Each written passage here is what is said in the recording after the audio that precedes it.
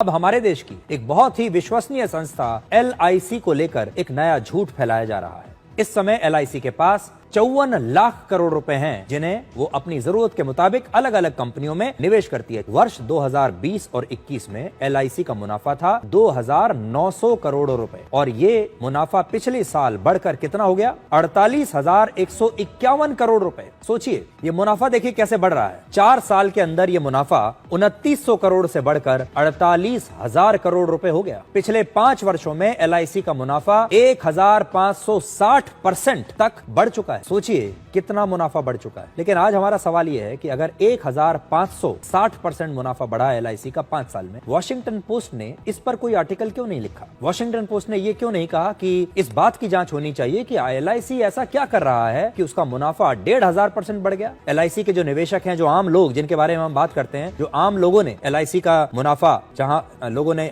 LIC में अपना पैसा लगाया हुआ है, उन्हें कितना मुनाफा हो रहा है? इस पर विदेशी मीडिया कोई स्टोरी क्यों नहीं करता? आप जानते हैं क्यों? क्योंकि जो 5 साल में ये मुनाफा बढ़ा है, ये 5 साल मोदी सरकार के 5 साल है। इस दौरान कौन सी सरकार थी? वो है मोदी सरकार।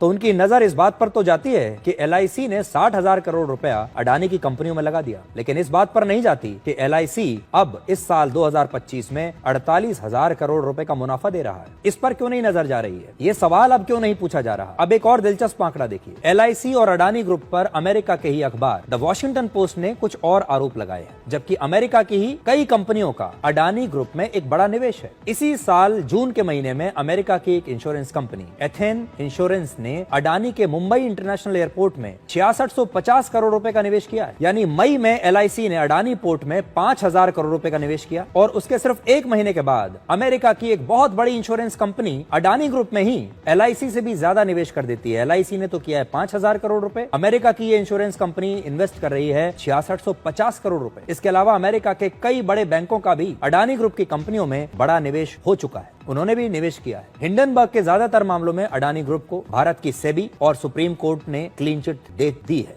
क्लीन चिट उन्हें मिल चुकी है और अब हिंडनबर्ग कंपनी जो है ये बंद हो चुकी है। सोचिए, आरोप लगाकर भाग गए और अब कंपनी बंद कर दी। लेकिन वॉशिंगटन पोस्ट इस पर कोई हेडलाइन नहीं बताता, इस पर कोई आर्टिकल नहीं लिखता।